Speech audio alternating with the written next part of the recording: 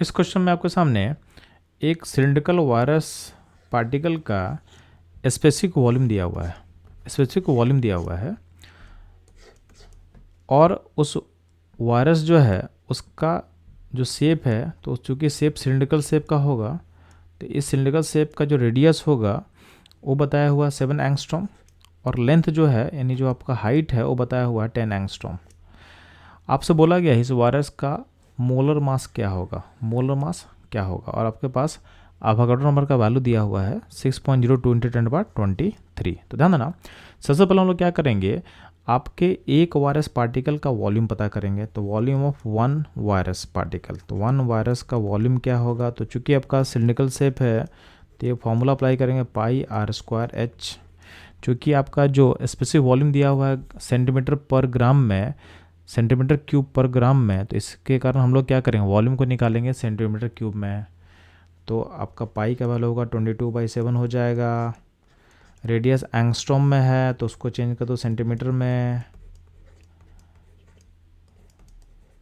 इसका स्क्वायर कर लो, और जो लेंथ यानी जो हाइट है उसको भी चेंज कर लो आप सेंटीमीटर में।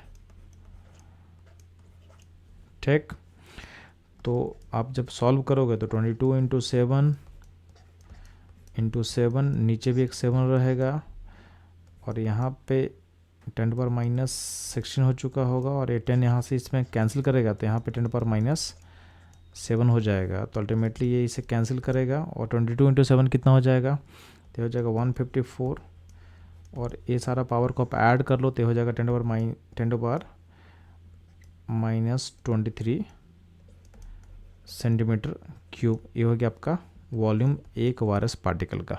तो हम लोग एक वायरस का वॉल्यूम निकाल लिए। अब चलते हैं हम लोग एक वायरस पार्टिकल का मास पता करते हैं। तो मास पता करने का सिंपल तरीका है, तो मास ऑफ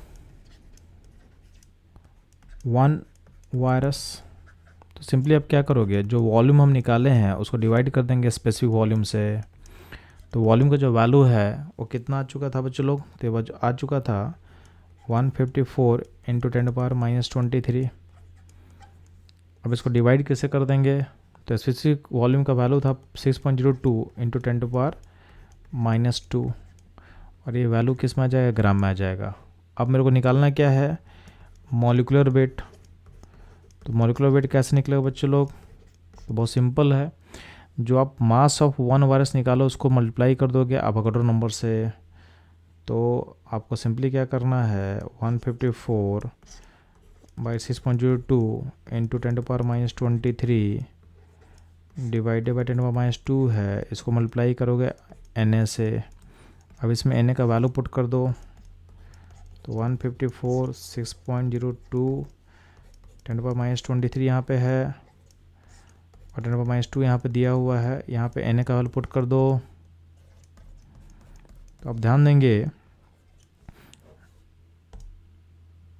ये डाटा यहाँ कैंसिल कर लेगा, ये डाटा इससे कैंसिल कर लेगा, तो अल्टीमेटली क्या होगा 154 × 10⁻2 हो जाएगा, ये ग्राम में हो जाएगा।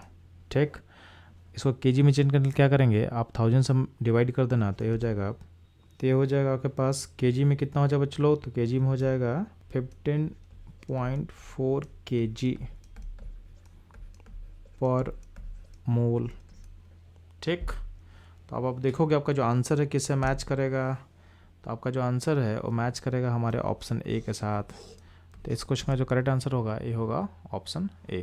तो ये था इस क्वेश्चन का एनालिसिस। इस क्वेश्चन में हम लोग अप्रोक्सीमेशन कैसे करना वो भी सीखे, प्लस आपको ये भी समझ में आया कि जो कैलकुलेशन का स्टेप हम हमेशा लास्ट में किए। देखो आप कहीं भी स्टेप में हम कहीं भी कैलकुलेशन करने की कोशिश नहीं किए, हम सारा कैलकुलेशन लास्ट में किए। इससे फ़ायदा क्या हुआ कि बहुत सा डाटा एक साथ आप कैंसिल आउट हो गया, तो आपको इफर्ट नहीं मारना पड़ा। अगर आप हर स्टेप में कैलकुलेशन करते जाओगे तो हुआ क्या, आपका टाइम बहुत कंज्यूम होगा। तो इस तरह के अप्रोच को आपको फॉलो करना है।